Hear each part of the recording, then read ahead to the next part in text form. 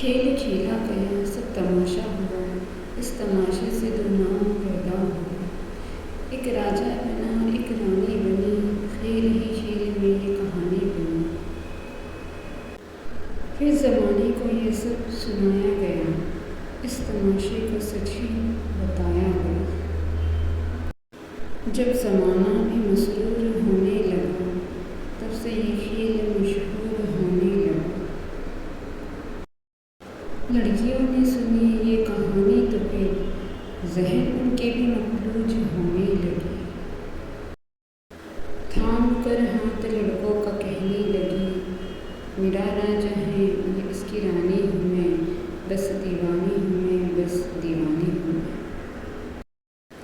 بیٹیوں کا یہ چہرہ جو دیکھا تو پھر بیٹیوں تک سے بھی باپ ڈرنے لگا۔ باپ کا مان رکھ اس کی پگڑی بچا، جھوٹ ہے یہ جھوٹ میں تو نہ آ، اپنا دامن بچا، اپنا دامن بچا۔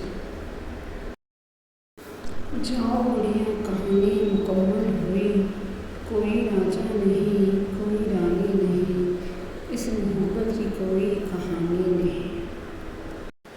Thank you for watching video.